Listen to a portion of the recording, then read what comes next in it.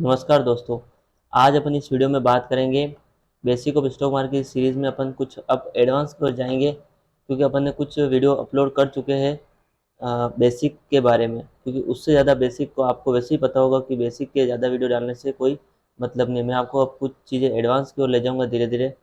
जैसे जैसे आप मुझे सपोर्ट करते रहेंगे वैसे वैसे मैं आपको कुछ चीज़ें बेहतर बताने की कोशिश करूँगा। आपके जो स्टॉक मार्केट में आप जो ट्रेड लेते हो, जो ट्रेड साइकोलॉजी होती है, जैसे आपने 10 ट्रेड ली, 10 में से आपकी हमेशा 10 की 10 कभी भी एसएल नहीं कटेगी।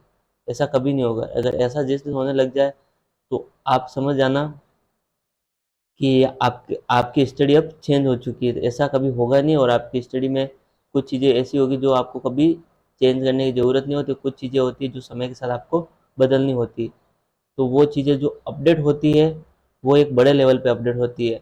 वो कोई अलग पॉलिटिकल इशू होते हैं, या फिर इकोनॉमी होती है, या फिर दूसरी चीज़ें होती है, उससे मार्केट में अफेक्ट होता है तो चीज़ें बदलती है। बाकी ऐसा मार्केट में साइकोलॉजी, ट्रेड मैनेजमेंट, वो चीज़ें हमेशा एक जैसी रहती है। क्योंकि आपने देखा होगा कि आप 10 ट्रेड लोगे, 10 में से 3 सक्सेस जाएगी और 7 अनसक्सेस जाएगी, या 6 अनसक्सेस जाएगी अगर 4 अनसक्सेस हुई तो।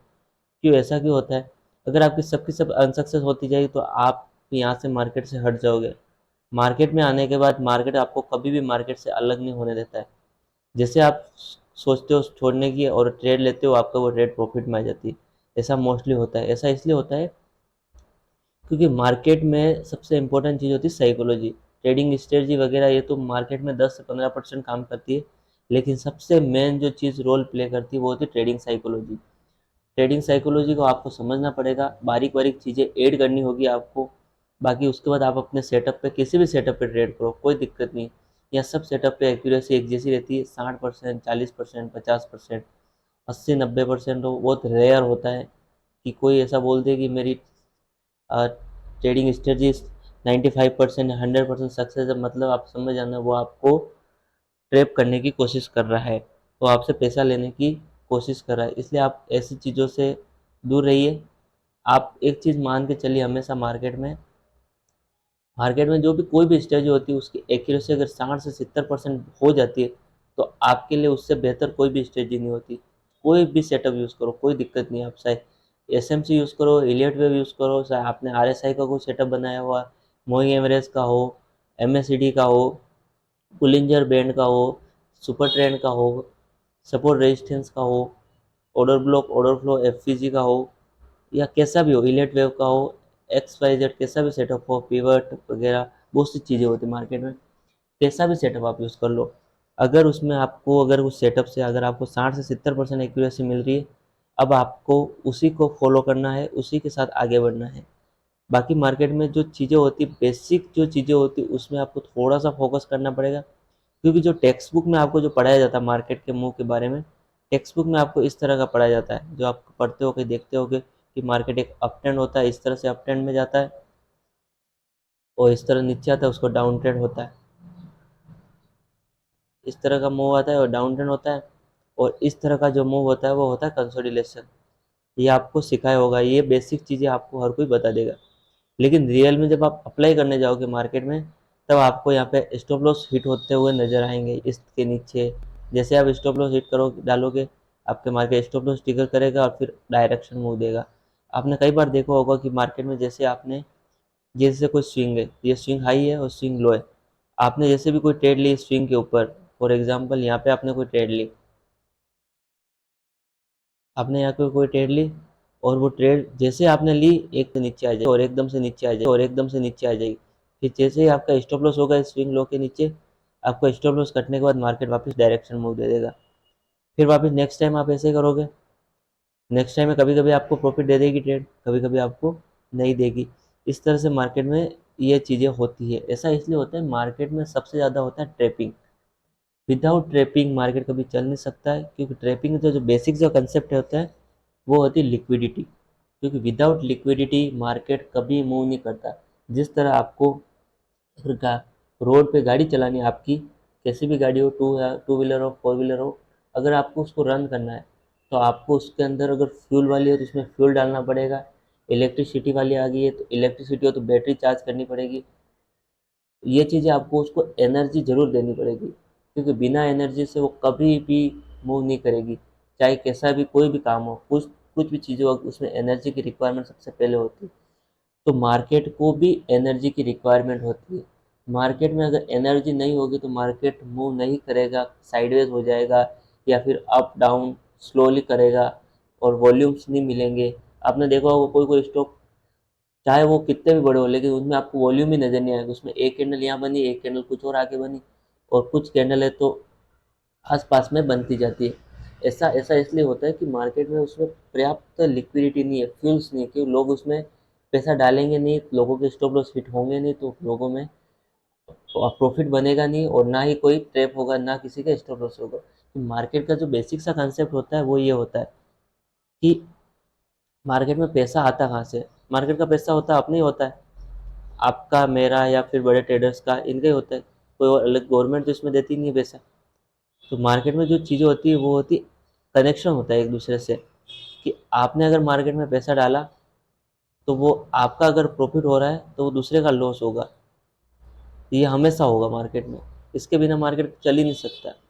एक का प्रॉफिट तो दूसरे का लॉस, दूसरे का लॉस पहले का प्रॉफिट, ऐसे होता है। आपने अगर आज 5 या 10 हज़ार रुपये कमाए हैं, प्रॉफिट करा, तो किसी और का लॉस है। अगले दिन अगर वो उस अच्छी सिस्टम यूज़ करेगा, उसके सिस्टम पे आएगी ट्रेड, तो प्रॉफिट करेगा, आप लॉस करोगे। इसीलिए आपको ट्रेडिंग में रिस्क मैनेजमेंट, ट्रेडिंग साइकोलॉजी सीखने की आवश्यकता होती है। बाकी आपको टेक्निकल में इतने एडवांस सॉफ्टवेयर है कि आपको कुछ भी करने की ज़रूरत नहीं होती। आप एक क्लिक करो, automatically buy sell entry stop loss trigger जो भी रूल्स डालना चाहो वो ऑटोमेटिक हो जाता है। लेकिन ऐसा अगर हो सकता होता तो मार्केट में आज हर कोई ट्रेड कर रहा होता, हर कोई प्रॉफिटेबल ट्रेडर होता।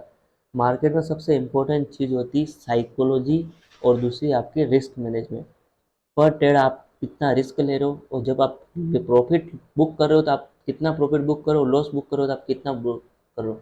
जैसे आप 10 हज़ार का प्रॉफिट बुक कर रहे हो और 20-30 हज़ार का लॉस बुक करो, तो फिर आपका कहाँ रिस्क मैनेजमेंट सेट होगा? कभी नहीं होगा। अगर आपका 10 हज़ार का प्रॉफिट बुक कर रहे हो और 2 हज़ार का एस ले रहे हो, तो आपके पास 8 हज़ार रुपये एक्स्ट्रा है। तो उन 8 हज़ार को आप आने वाले 4 ट्रेड में एडजस्ट कर सकते हो। 4 ट्रेड में अगर उसके बाद भी 2 से 3 ट्रेड आपकी सक्सेस होगी, 25-30 हज़ार रुपये आपके बन जाएंगे। और उसके बाद वापस आपका इस तरह आपका रिस्क मैनेजमेंट कंटिन्यूशन चलता रहेगा, तो आपके प्रॉफिटेबल ट्रेडर बन पाओगे। अपन मार्केट स्ट्रक्चर में बात कर रहे थे कि मार्केट स्ट्रक्चर जो आपको टेक्स्ट बुक में जो पढ़ाया जाता है वो इस तरह का होता है, हायर हाई और एक होता है लोअर लो, जिसको आप डाउन ट्रेंड बोलते हो, basically beer market, bull market, ये। और एक जो होता है बेसिक, ये होता है आपका साइडवेज, इस तरह का होता है जिसमें हाई और लो लगभग लगभग इक्वल होते हैं। कुछ चीज़ों में ओवरलैप करता है, लेकिन ये आपका हो गया साइडवेज वाला मार्केट। ये हो गया आपका, ये आपका बुलिश मार्केट, और ये आपका हो गया बेरिश डाउन ट्रेंड। ये होता है आपकी टेक्स्ट बुक की स्टडी, जो आपको टेक्स्ट बुक में पढ़ाया जाता है। लेकिन रियल में मार्केट ऐसा नहीं होता है। रियल में आपने देखा होगा कि मार्केट इस तरह से मूव करता है, ऊपर जाता है और नीचे आता है, वापस ऊपर जाता है, फिर आपके स्टॉप लॉस होते हैं इसके नीचे। तो मार्केट क्या आता है, सडनली नीचे आता है, आपका स्टॉप लॉस कलेक्ट करता है और फिर ऊपर चला जाता है। वापस इस स्विंग के ऊपर जैसे जाएगा, वापस आपके एसएल लेगा, फिर वापस ऊपर चला जाएगा। इस तरह से मार्केट हमेशा मूव करता है। तो मार्केट को आपको इस तरह ट्रेड करना है कि अगर आप बाय कर रहे हो तो किसी लो का इंतज़ार करो, उसका लो हो और उसके नीचे कोई ऐसा सेटअप हो, ऑर्डर फ्लो, ऑर्डर ब्लॉक वगैरह, वहाँ मार्केट टेप हो, वहाँ से आप बाय करो। वापस से हाई ब्रेक हुआ, यहाँ लिक्विडिटी बनी, क्योंकि इस हाई के ऊपर इंट्रोड्यूस हो जाएंगे ब्रेकआउट वाले ट्रेडर, इस हाई के ऊपर ब्रेकआउट वाले ट्रेडर इंट्रोड्यूस हो जाएंगे। और जैसे ये हाई ब्रेक होगा, इंट्रोड्यूस हो जाएंगे ब्रेकआउट वाले ट्रेडर, और उसके बाद उसको स्टॉप लॉस हो रखेंगे किसी इस स्विंग के नीचे। तो स्विंग के नीचे उनके स्टॉप लॉस मार्केट कलेक्ट करेगा और मार्केट फिर यहीं से अप मूव कर जाएगा कंटिन्यूशन। और जैसे वापस वापस रिटर्न, वापस ब्रेकआउट वाले ट्रेडर इस तरह करेंगे, क्योंकि अब की बार क्या होगा कि वो स्टॉप लॉस अगर इस स्विंग के नीचे रहेंगे तो उनका स्टॉप लॉस अब की बार ट्रिगर नहीं होगा, लेकिन उनको प्रॉफिट ज़्यादा नहीं मिलेगा, क्योंकि मार्केट थोड़ा सा ऊपर जाएगा, नीचे आ जाएगा, फिर वो वापस ऐसे चला जाएगा। तो इस तरह से मार्केट में कुछ चीज़ें होती हैं, उन चीज़ों को आपको ध्यान रखना होता है।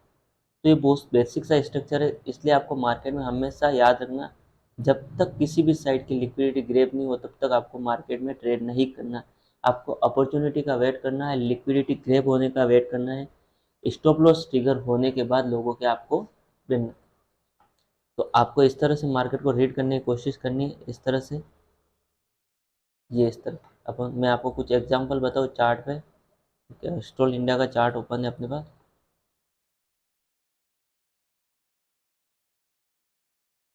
जैसे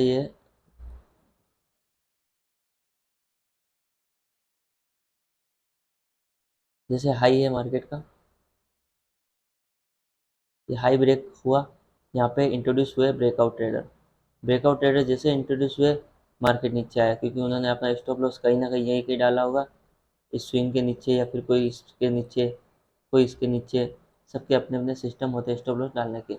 स्टॉप लॉस डालते हैं, मार्केट नीचे आएगा, उनके स्टॉप लॉस यहाँ वाले कलेक्ट करेगा, कलेक्ट करने के बाद वापस ऊपर जाएगा, और वापस यहाँ से ब्रेकआउट वाले ट्रेडर या फिर अर्ली ब्रेकआउट वाले ट्रेडर यहाँ इंट्रोड्यूस हो जाएंगे बाय करने के लिए। मार्केट आएगा, उनके स्टॉप लॉस कहीं ना कहीं नीचे होगा, स्टॉप लॉस लेगा, मार्केट ऊपर चला जाएगा। मार्केट में वापस आप देखोगे, ये जैसे ब्रेकआउट वाले ट्रेडर यहाँ इंट्रोड्यूस हुए बाय करने के लिए, उनके स्टॉप लॉस स्विंग के नीचे होंगे कहीं ना कहीं, और वापस मार्केट, अब मार्केट बहुत नीचे आ गया। अब उनके सारे स्टॉप लॉस जो पेंडिंग स्टॉप लॉस थे, यहाँ के वो सारे स्टॉप लॉस, इस स्विंग के नीचे के स्टॉप लॉस ले लिया मार्केट ने, इस स्विंग के नीचे के स्टॉप लॉस मार्केट ने कलेक्ट कर दिए। अगर मार्केट ज़्यादा लिक्विडिटी कलेक्ट करेगा तो आपको समझ जाना चाहिए मार्केट एक बड़ा अप मूव देने वाला है या डाउन मूव देने वाला है डायरेक्शन मूव में। ये इस तरह दोनों साइड, दोनों स्विंग के नीचे की लिक्विडिटी ली, और उसके बाद मार्केट में इतना, क्योंकि इतनी लिक्विडिटी पर्याप्त तो होती है मार्केट को अपना एक डायरेक्शन मूव देने के लिए। लो लिक्विडिटी में मार्केट ज़्यादा मूव नहीं करेगा। आप देखो यहाँ पे मार्केट ने इतनी लिक्विडिटी क्रिएट की और उसके बाद अप मूव देखो, अब वापस गया मार्केट ब्रेकआउट वाले ट्रेडर, क्योंकि इस जोन के ऊपर सारे ट्रेडर्स ब्रेकआउट वाले होंगे, इस वाले मूव के ऊपर, क्योंकि हर कोई यहाँ पे बाय करे। मार्केट में पर्याप्त लिक्विडिटी हो गई, तो मार्केट ने एक स्टोन के सारे स्टॉप लॉस यहाँ होंगे किसी के, क्योंकि ट्रेल किए होंगे किसी ने इसके नीचे होंगे।